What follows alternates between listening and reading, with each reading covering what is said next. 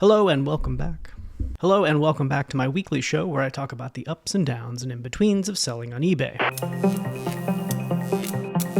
I was in Minneapolis this past week, went on vacation, really nice town. Minneapolis, went to the Mall of America, ate a Juicy Lucy, did all the other things you're supposed to do while you're in Minneapolis and Minnesota. Great place to go, had a lot of fun. I did use vacation mode while I was there. Definitely hurts your sales. On eBay, when you go on vacation, you can turn vacation mode on. You can select either to allow sales while you're gone for up to 14 days or not allow sales while you're gone, and that just makes your store basically unavailable for purchases. I did allow sales on my store while I was gone. Typically, I don't do that because I find it kind of annoying because most buyers don't actually read the message that says you're out of town and that shipping will be delayed. Definitely hurts your sales. When you turn vacation mode on, it kind of obliterates your store. Looking at my last 30 days of sales, you can see exactly when I went on vacation. The 30th is when I left, and look at that. Sales just dropped to basically nothing while I was there. I made a few sales while I was gone, but not much at all. I was pretty consistent before that because it is Q4. I was making some decent money. But in a few minutes, I'll walk you through exactly what you should do if you go on vacation, use vacation mode, and what you need to do to get your store back up and running and generating sales again, because sometimes it does take a little while for the sales to start back up again after you turn vacation mode on. So I'll share some tips and tricks on that here in a second. But first, have you seen this trailer for this Netflix show called Buy Now? Looks pretty interesting. Check this out. Buying new stuff feels great, right? We're consuming more, and there's a flip side to that. But yeah, I didn't show you the whole trailer there. I'll put a link in the description below. It looks really interesting. I gotta be honest, it's really hard for me to buy things brand new. I just almost never buy things at retail. I don't know, it's just ingrained in my personality and in my buying behaviors now that I almost always look for something in used condition, especially clothes and things like that. I've been thrifting for so long, it's just so hard to pass up the idea that you can find high quality name brand clothing items for a fraction of the cost when you're buying used or buying from thrift stores or garage sales and things like that. It's a big reason why I started reselling in the first place, is because I was doing my own shopping for stuff at thrift stores and just noticing how I could get such great deals on high value items that for myself, and then, I can turn around and resell it as well. Anytime I talk about inventory and sourcing on the channel, I talk about the abundance of inventory out there and how if you have problems finding inventory to buy to resell, you may want to focus on expanding your knowledge of what has value, because there is just so much inventory out there all over the place. There's just a never-ending supply of valuable inventory everywhere. I get a lot of flack for saying that, and people saying that it's picked over and weeded out wherever their thrift stores are, all that. And I'm not saying that every thrift store is filled with amazing stuff, but I'm just saying there's so much inventory out there to be had, to buy, to resell, to buy for yourself. But I just really like the idea that reselling gives items a second chance. It keeps it out of the landfill. I think it's a really positive thing. I think it's only going to increase the popularity of buying secondhand, which is good for us who are resellers. I think more and more people are becoming more aware of the challenges that come with just mass producing so much garbage. There's just so much stuff out there that is unnecessary. Focusing on reselling is not only a way to get money back into your pocket as maybe as a second income, a side hustle, or your primary income. It's an easy way to get items that you want and need for a fraction of the cost. It keeps it out of the landfill. There's so many good things about it. So I think it's only going to get more popular. But check out that documentary. I think it comes out on November 20th, and I'll definitely be watching it. All right, let's jump into some viewer questions. Hi, Justin. This is Sally here in Australia. I have been buying and selling on eBay for over 20 years, but since I retired, I've started doing it more seriously to pay for the good things in life, like good wine and holidays. Anyway, the problem I've been having recently is I put something up for sale for, say, $35, and immediately I get an offer for $20. Why are the offers coming in so low? Have you experienced this, and do you have any ideas? Yeah, Sally, it's a good question. It's why are these offers coming? It does happen. You put a listing up, and sometimes almost immediately you start getting offers, even if you don't have best offers turned on. You get people sending you messages trying to negotiate a deal through that, and it's pretty annoying. I don't really have an answer for you other than that people are cheap. They want a good deal. And so they're just, I think it's ingrained in a lot of eBay buyers' mentality that they're going to try to get the best deal possible. They're going to negotiate. Some sellers like that. Some sellers don't mind doing that. Some find it annoying. I tend to find it pretty annoying. In fact, I've started turning best offers on more so that I can reduce the number of messages that I get from people trying to get a best offer, even though I don't have best offers turned on. One recommendation I'll have is to try to always use the minimum offer amount when you're turning best offers on. So if you're listing something at $50 and you have best offers turned on, you can say, ignore any offer if it's under, $30 or whatever you want. That should hopefully get most of the low ballers to go away or not bother you. At least if they are bothering you, you don't actually get the notification for it, but you still might get some messages here and there. And that's a part of doing business on eBay. People want stuff as cheap as they possibly can get, and they're going to try to negotiate down. So, you're free to ignore it, or you're free to turn best offers on and use that minimum offer amount. Yeah, but thanks for sending that along, Sally. Appreciate it. All right, let's jump into my sales for the week. I'll be answering more viewer questions sprinkled throughout these top 10 sales. And if you have any questions for me, leave them in the comment section below, or you can leave a video or audio question by checking the description for a link to do that. I'll also leave time codes in the description if you want to jump around to the different sections and questions of this very video. Let's go ahead and review my numbers for the last 7 days. It looks like over the last 7 days, $1,095 was my gross sales, and my net sales was $681. Again, I'm not very happy with that, again, because I was on vacation. I was on that vacation mode. Look at that. Just once I went on vacation, sales just completely dried up and didn't really start back up again until I was back from vacation and vacation mode was turned off. But when you're doing this, when you go on vacation, eBay has this vacation functionality built directly into their system, so it's a completely fine thing to do. But when you turn vacation mode on and then come back, it can take some time for your store to kind of get back up to speed. Here's what I do to help that process. When I get back from vacation, the first thing I do is I list a bunch of new stuff. Just as many new things as I can list. You can see here, I'll just scroll down here. Sunday, I listed 10 things. So not incredible, but that's a decent amount. I got back from vacation. I was tired from driving, but I listed 10 things to get my store back up and running again. The second thing that you want to do is end and relist a bunch of your existing store. Just to get your store showing a bunch of activity is end and relist a bunch of stuff and list a bunch of new stuff. And that typically does pretty well for getting sales to jumpstart back up after I get back from vacation. Usually, though, it takes a day or two, sometimes even a little bit longer before my sales are kind of back to where they normally were. Let's continue looking here. My average gross per sale over the last 7 days was $45.62. My average net per sale was $28.39. That's pretty high. That's higher than normal. My average net per sale is usually around $21 or $22. My net profit margin was 62% for this week. Looks like I had 15 new listings. So again, I didn't do any listing while I was out on vacation. I didn't have any scheduled listings saved up. So just not being a very good reseller like I should be, but that's okay. Sometimes you just need to take some time off. And I did have 24 sales, so not too bad, but I would have expected at least double that because that's what I had last week. We're in Q4. I've got a lot of good inventory. So that vacation mode really did hurt my sales this week. Spent $90 on new inventory. Cost of goods for the stuff that sold over the last 7 days was $80.50. I paid $155 this week on marketplace fees and $178 on shipping label fees. Let's take a look at October because we are in November now. And last month, how did I do here? Gross sales in October of $5,952 and net sales of $344.48. I'm really happy with that. $6,000 in gross sales, almost $3,500 net for the month of October. Very good. Very happy with it. Average gross per sale was $37, almost $38, and $21.55 was the average net. Looks like most of my net returns coming from garage sale stuff and a little bit of thrift stores. I do have some consignment stuff in there, so that's true. Some of that net is going to be a little bit lower because I am paying out on one consignment. I do have a good bulk lot that I bought and then a variety of sales across some different sourcing locations. Yeah, I spent $376 in October. The cost of goods that sold for the stuff that sold in October was $611. Had 132 listings in October and 161 sales. My average time to sell was 5 months, 484% return on investment for the month of October. Pretty happy with that $3,500 net return. Again, I just do this part-time, less than 20 hours per week. pretty happy with that as a side hustle. Coming in at number 10 is this Crayola designer drawing kit for vehicles. This thing's from the 1980s. Pretty cool. Got it at a garage sale for only $3. About a month ago, it sold for $34.98. That's $24.99 plus $9.99 in shipping. The net return for the 10th best flip of the week was $17.19. That's a 573% ROI. This was like a kit, that came with some rulers and some triangles and some stencils and things like that.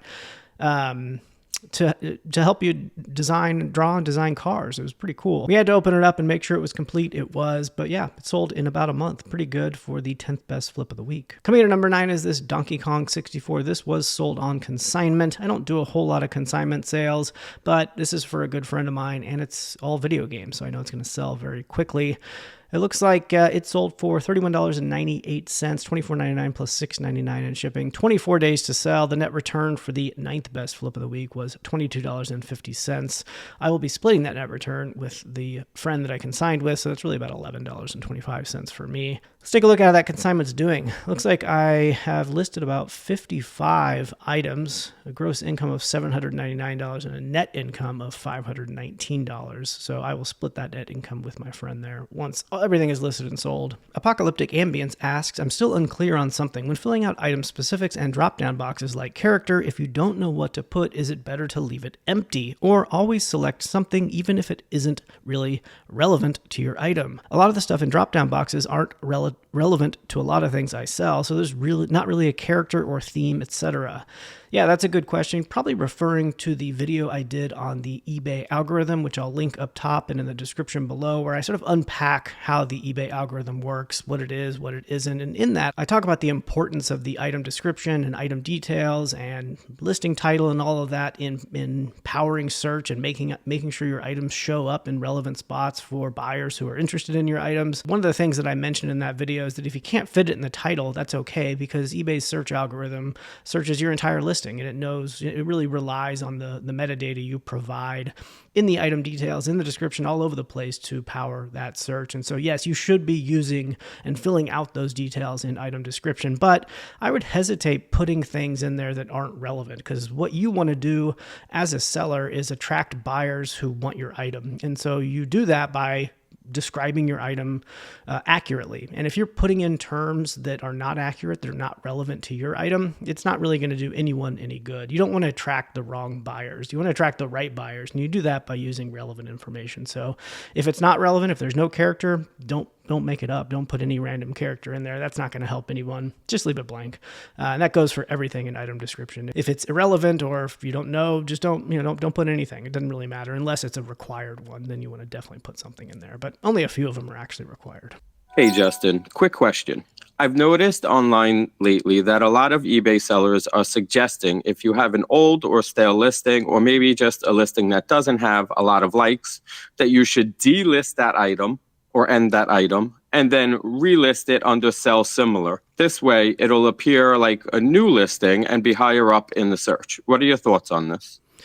Yeah, Paul, thanks for sending that along. I do think that is a pretty good strategy. eBay doesn't really share that level of detail about their algorithm, about whether this is definitely a good thing to do or not.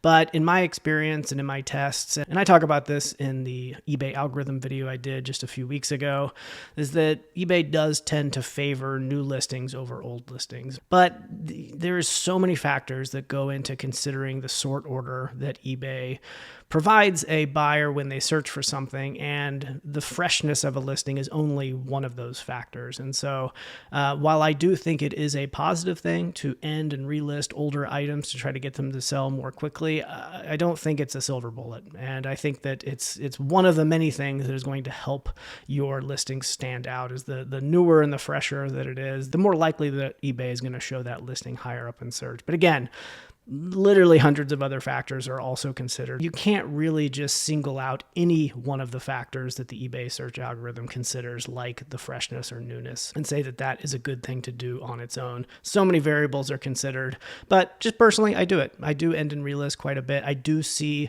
a lot, anecdotally, I do see a lot of evidence that it does work. I just have things that have been sitting in my store for 5 or 6 months. I'll end and relist, and it'll sell within a few weeks, for example. Now that doesn't happen every time, but it happens enough to make it worth it for me to pay for a store subscription so that I can end and relist on a pretty frequent basis. So I recommend that others do it.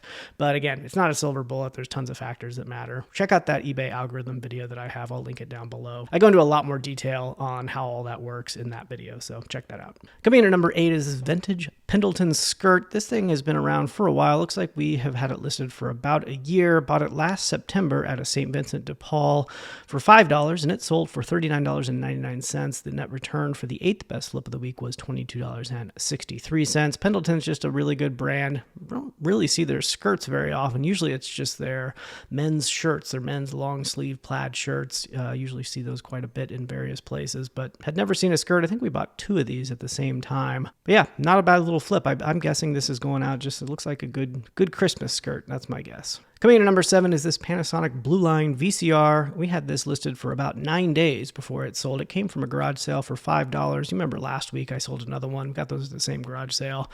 This is the second one going out for $54.98. The net return for the 7th best flip of the week was $30.33. That blue line comes from the blue line underneath where you stick the tape in there. They're just known for being really good VCRs that last a long time. So they're typically worth more money than your standard VCR. And yeah, $54.98. Would have gone for more if I had the remote, but didn't have it and didn't buy one. So anyway, 7th best flip of the week, $30.33 net return. Question about feedback left on an item that I sold on eBay. The buyer received the item, messaged me and said that I sent them a hot plate. It was supposed to be some glasses. Okay. I said, no, I sent you a hot plate box with the glasses in it. It was double box. That was the inside box. And I said, so maybe you haven't opened it or something, but the glasses are inside the hot plate box. She continued to message me, and I read one more message, and I just said, I don't even own a hot plate. I'm not sure why you would say this. She gave me negative feedback, didn't file a return, didn't start anything. So I blocked her. I reported her as a buyer and just said that she was lying, basically, and that the feedback would be removed. That's what the report buyer statement said. And I called eBay to follow up, and they just said, no, we won't be deleting the feedback based on the situation. It's like, okay, and that's it. And I just let it be. But what would be the purpose of someone saying that and automatically giving you a negative feedback when they could have just filed a return? It doesn't make any sense to me. Yeah, you're right, Tara. That doesn't make much sense. Sorry I had to go through that experience. Some buyers are just, I don't know, I hate saying it, but dumb. I don't know. I just don't think that they understand what's going on in any way. And it's kind of surprising that they can make their way through the world every day. But it's just, I don't know. It's tough to say what exactly is going on here. But, you sold an item, you shipped it double boxed, you put these glasses in a box, then you put that box in a larger box.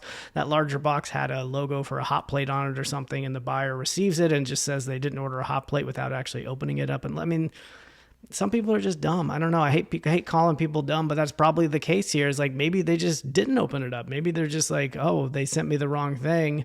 I'm going to leave a negative and never contact this person again. It's very strange. But here's the thing.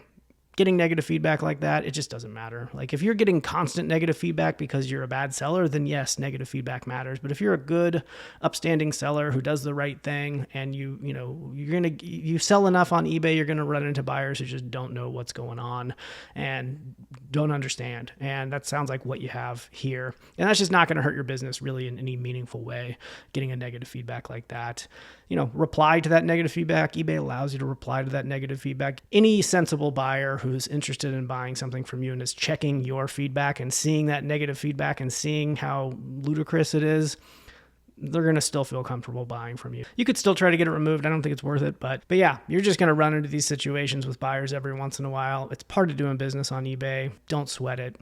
Keep selling stuff, Don't let one bad buyer freak you out, okay? Coming in at number 6 is this Patagonia puffer vest. This is a men's large, came from a bulk buy. A couple things on the top 10 list came from a bulk buy. This sold for $56.98. The net return for the 6th best flip of the week was $37.10.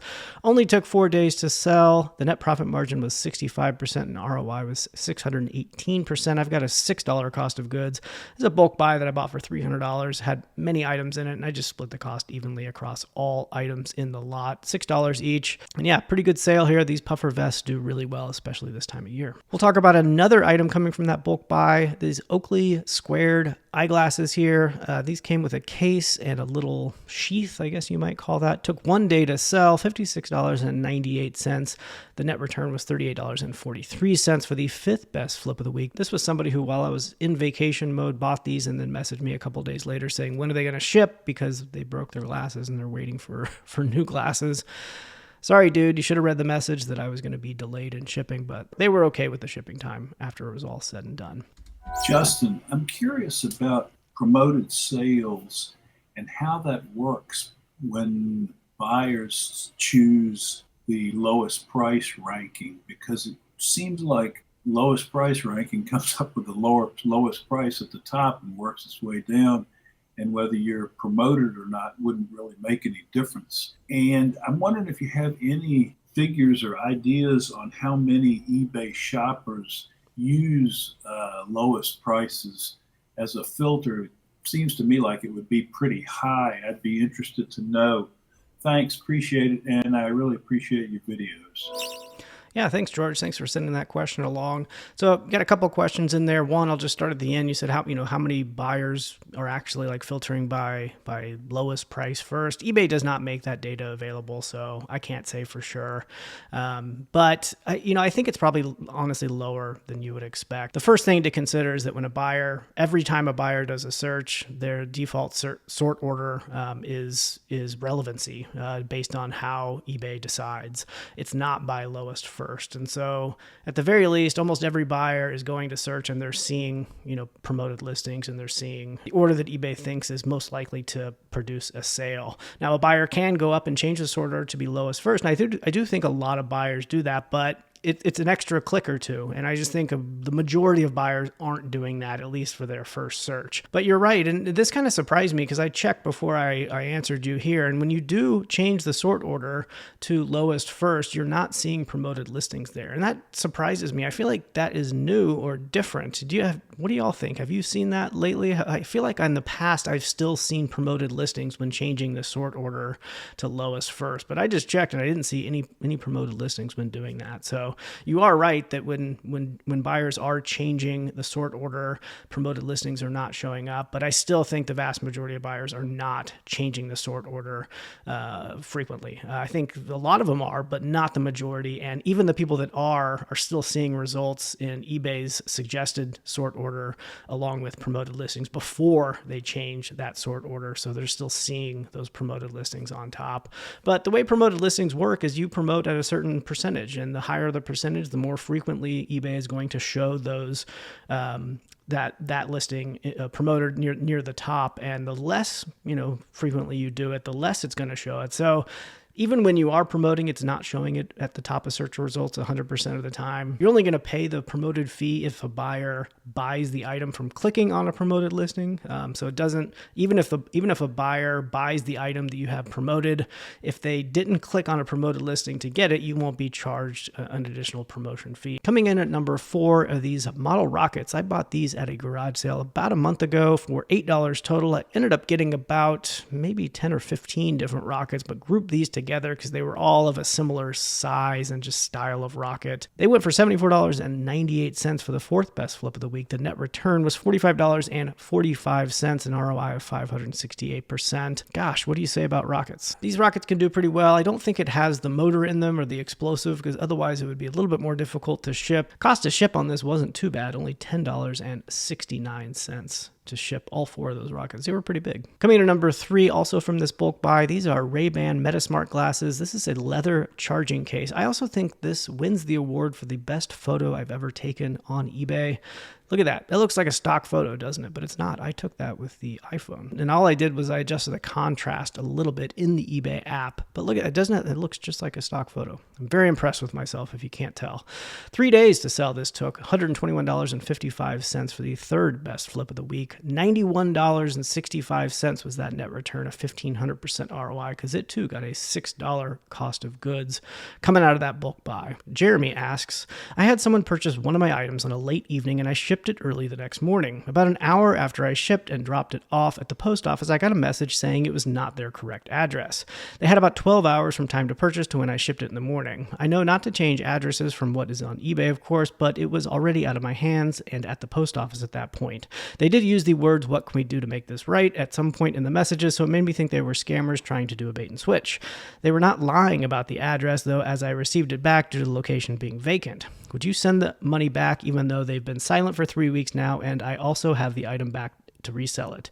I guess it comes down to morals, but it does feel like they were trying to pull a fast one on me, and the fact that they never responded back after mentioning that the best bet would be to contact eBay, although I do feel bad I have the item and their money. I did already contact eBay, and they said I do not have to refund them in this scenario.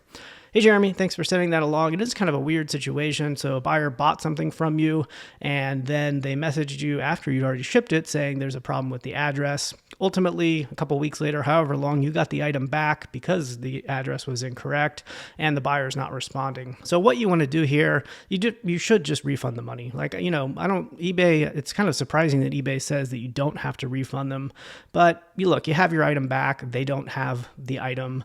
You should go ahead and refund them. You can keep the original shipping charges because that's on them. They used the wrong address. You wasted money on a label. That's not on you. That's on them. So go ahead and refund all of their money minus that original shipping cost, but do give a refund. You have the item back. They don't have it. I always do that even if they don't ask. If I have the item back, if they're unresponsive, that's just the right thing to do. So go ahead and refund their money. Number 2, this is the last one from that bulk buy this week. Sitka Jetstream vest. I had never heard of this Sitka brand, but when I was in Minneapolis, I was at the Mall of America and there was a big Sitka store. Apparently it's a very good brand. This thing sold in 8 days for $123.98. The net return for the second best flip was $96.37. That's a 1,600% ROI. Pretty great for a vest. Gosh, Gore-Tex, usually things that are branded Gore-Tex are going to be worth more money because it costs them money to use the Gore-Tex technology and to brand it Gore-Tex. So it's usually a premium product if it has Gore-Tex on it. But again, I'd never heard of Sitka before. Now I'm definitely going to keep an eye out for Sitka. Some of their stuff goes for a lot of money, but this was a great one getting out the door for the second best flip of the week, $96.37. That leaves us with number 1, this stained glass Thanksgiving turkey. I got this thing at a garage sale. Took only 2 days to sell, and I priced this thing up. I have no idea, honestly, why this thing sold as quickly as it did, because there were other comps out there. I priced this well above the other comps because I wanted to keep it. We wanted to keep it for a while. This picture is actually from our living room upstairs. I don't know, we just kind of liked it. So we're like, oh, well, we'll price it up and maybe we'll keep it as it gets closer to Thanksgiving. Maybe it'll sell, or if it doesn't sell, that's okay. We'll put it away and we'll price it up for next year. But this thing sold in 2 days at look at that, $182.54. The net return was $119.80. I paid $10 at a garage sale. Had no idea it was going to be worth that much. We wanted it ourselves, and we do this a lot. We buy stuff, we like it, we list it, and then we put it around the house. And yeah, there's a little bit of risk there. If something happens to it, if it breaks or whatever, then I have to remove the listing. But it's worth the risk for us to kind of enjoy the items that we buy, even if it is for resale, when we like it. So this thing, I just wish we were able to keep it for longer than 2 days. It's pretty cool. But that's the best flip of the week, $182.54, $119.80 net return. People of the United States, if you do nothing else tomorrow, go vote. One of the most crucial things you can do for your reselling business is keep accurate records. With the IRS expected to lower the income threshold for eBay reporting from $20,000 to $5,000 next year, this becomes even more important. So that means if you exceed $5,000 in gross sales this year, eBay will report that as income to the IRS for you. This means you need to be tracking your reselling expenses closely to reduce your taxable income effectively. If you enjoyed these videos and want to support the channel, Flipwise is a tool I built specifically to help resellers like me and you track those expenses automatically. By using Flipwise, not only are you getting a powerful tool to automate your eBay reselling business and simplify tax time, but you're also helping to support the channel and ensure that I can keep making videos like this one. Flipwise automates your record keeping by importing all of your active listings and sold items going back 2 years. If you're behind on record keeping, Flipwise makes it easy to catch up in no time. And while it's focused on eBay, Flipwise also lets you manually record sales from other marketplaces like Mercari, Facebook Marketplace, Poshmark, and even local sales. sales. It also provides unique insights into your reselling business, such as which sourcing locations are performing best, your best and worst sales, and metrics like ROI and net profit margin. You can also track business expenses like shipping supplies, subscription fees, and other tax-deductible expenses. Flipwise is free to use for new sellers with small stores and for everyone else. Check the description below for a promo code to get 20% off your first month. As always, thank you so much for your support.